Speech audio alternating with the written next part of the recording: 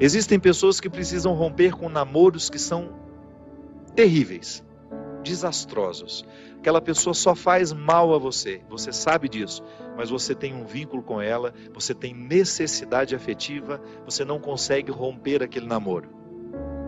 Então, de repente, você se encoraja, você fica com tudo claro diante de você, essa pessoa não me faz bem, eu não posso me casar com essa pessoa, porque se no tempo do namoro já está assim, imagina na época do meu casamento, depois no meu tempo de casado, vai virar um inferno pior ainda do que já é. Aí você se encoraja, motivado por pessoas que estão ao seu lado, a romper. Aí é terrível no dia que você rompe. O sofrimento é cruel dentro de você. Parece que você nunca mais vai se recuperar, que você só pensa naquela pessoa. Por quê? Porque apesar dela te fazer tão mal, você tem um vínculo doentio com ela, de dependência afetiva. Você sabe que ela te faz mal, mas você não sabe viver sem ela. Aí você começa a dar passos. A primeira semana é horrível. Você sofre, você chora, você não pode ouvir a música, você não pode sentir o cheiro, você não pode ver aquele pedacinho de não sei o que ele esqueceu lá na sua casa, que tudo aquilo é terrível. Mas de repente você começa a dar passos de libertação. É como se você estivesse andando na direção de uma terra que só vai te fazer bem. E um mês depois aquele sofrimento ficou melhor, 2 meses depois aquele sofrimento melhor, e de repente você não está nem mais lembrando. Claro que ainda existe ali um vínculo silencioso sendo desarmado, porque a dependência afetiva, ela não morre da noite para o dia. A gente precisa, é como se você fosse sufocando uma célula cancerosa com o processo da quimioterapia, sabe? Que você vai retirando a vida da célula cancerosa, que é a célula que nos mata. Aí digamos que 3 meses depois, você encontra de novo com aquela pessoa e você tem aquela famosa recaída. Aí pronto. O castelo que você estava construindo, o chão que você tinha andado, que tinha sido tão difícil, você joga fora e você volta para o Egito, você volta para a escravidão. Você faz o mesmo que os companheiros de Moisés queriam fazer, voltar a comer a cebola, voltar a comer o alimento podre, estragado. Aí você reata aquele relacionamento, porque ele é doentio e você não cuidou da devida distância que você deveria manter. Porque quando você tem essa dependência afetiva, você tem que estabelecer a distância, porque senão você não se cura. Você tem que parar de querer saber da vida daquela pessoa, porque senão você não se cura. Você precisa parar de ficar fuçando o Facebook dela, porque senão você não se cura. Você precisa parar de ficar investigando a vida. Onde que ela foi? O que ela está? Você tem que cessar todos os pontos que podem lhe fazer querer voltar para o Egito. Porque senão você nunca vai se libertar. Aí 3 meses depois você está bela e formosa já, matando a célula cancerígena, você vai dar mais uns beijos na boca, volta àquela dependência horrorosa e o inferno retorna na sua vida. Na sua primeira semana é até bom que está tudo voltando. Daqui a pouco, minha filha, você está num inferno pior do que você estava 3 meses atrás. É assim. Quando a gente não sabe viver o desconforto que nos edifica, a gente se boicota o tempo todo. É como parar de beber, é como parar de fumar.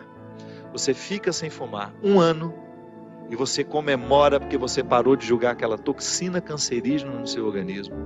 E de repente você vai lá e acende um cigarro de bobeira e aquele vício volta como se fosse um monstro capaz de te comer inteiro.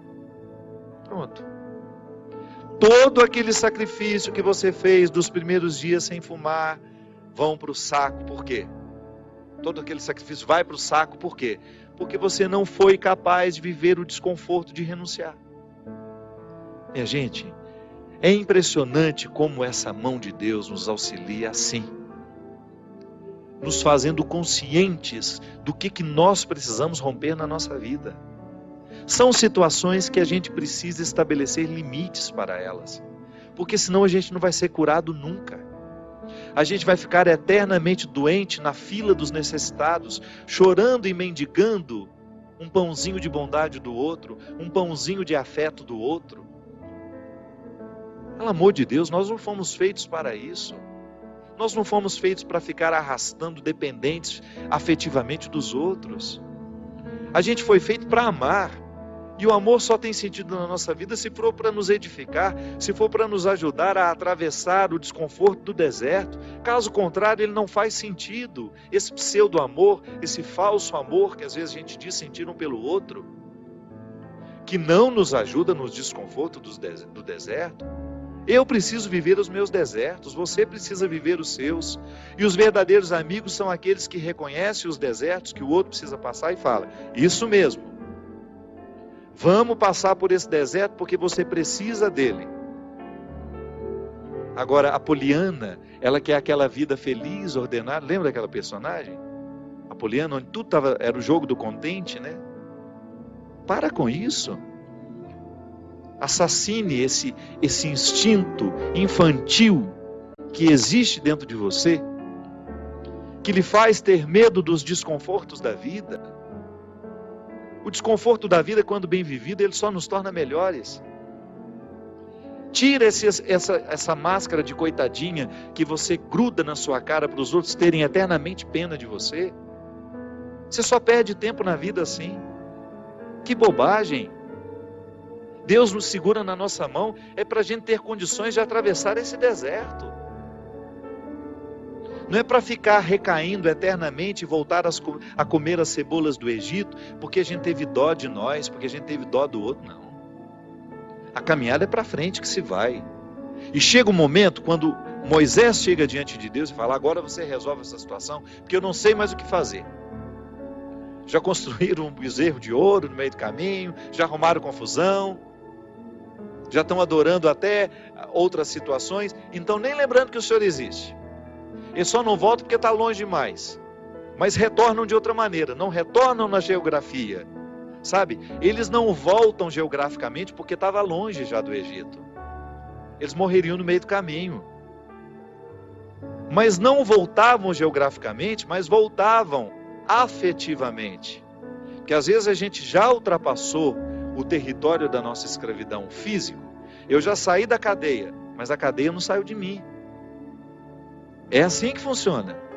Eu já dei os passos na direção da minha liberdade, mas eu não fiz a conquista da minha liberdade. Eu não decretei a conquista da minha liberdade.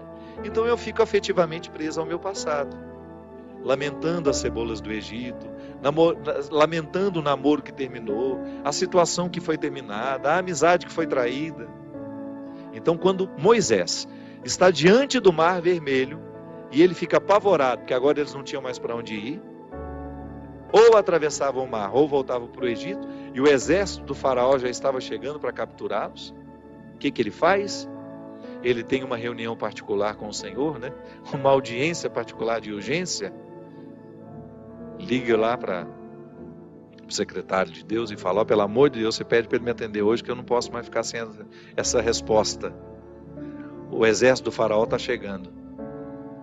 E aí ele acha que Deus iria dar uma resposta fácil para ele, né? Ia dar uma solução rápida. Não. O que Deus fala? Lembra, gente? Lembra? Corre, né? Entra nessa água. Olha que frase forte. Diga ao povo que caminhe. Eu não vou fazer por vocês o que só vocês podem fazer. Eu vou dar todas as graças para que o milagre aconteça. Eu vou fortalecer a coragem de vocês, mas se não colocar o pé na água, se não desafiar este mar, ele não se abre. E foi o que o povo fez. Moisés à frente, certamente, cheio de medo também, né? Ai, meu Pai de misericórdia, o que vai acontecer agora? Quando ele começou a entrar, a colocar os pés na água, Deus faz a sua parte.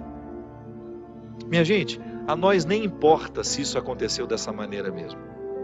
A nós interessa é o fato de que Deus faz diariamente isso na nossa vida. Sempre que eu me encorajo a vencer os mares que me desafiam, eu estou exercendo o cuidado de Deus na minha vida.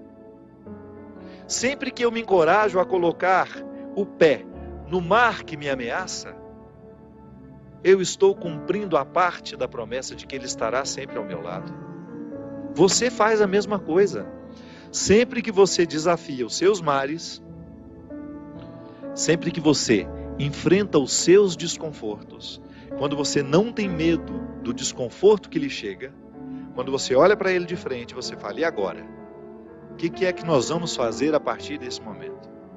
O que você me traz de bom? O que você está me desafiando? Eu vou aqui recrutar as minhas melhores partes, porque só isso me interessa. Se o desconforto me chega, eu preciso atravessar esse deserto para saber, para poder alcançar essa parte da terra prometida que me espera. É assim que funciona. Não há uma fórmula mágica para a vida. Ainda que a gente não acreditasse em Deus, nós teríamos de viver os desconfortos que nos fazem crescer. Ainda quem não crê em Deus precisa enfrentar os desconfortos de sua história, de sua existência. Agora é claro que quando a gente acredita em Deus, quando nós acreditamos de que existe alguém superior a nós, nos capacitando para a gente fazer a travessia, um conforto a mais nos é oferecido. Por isso, baseados na experiência deste conforto que eu já fiz, que você já fez, em muitos momentos, quando essa mão de Deus cuidou de nós, e que a gente dá continuidade ao processo de caminhada, de enfrentamento. É enfrentamento, a palavra é essa. Se a gente não vive os enfrentamentos diários dos nossos desertos, dos nossos conflitos, dos nossos medos, a gente nunca vai chegar ao conhecimento da terra que Ele nos preparou.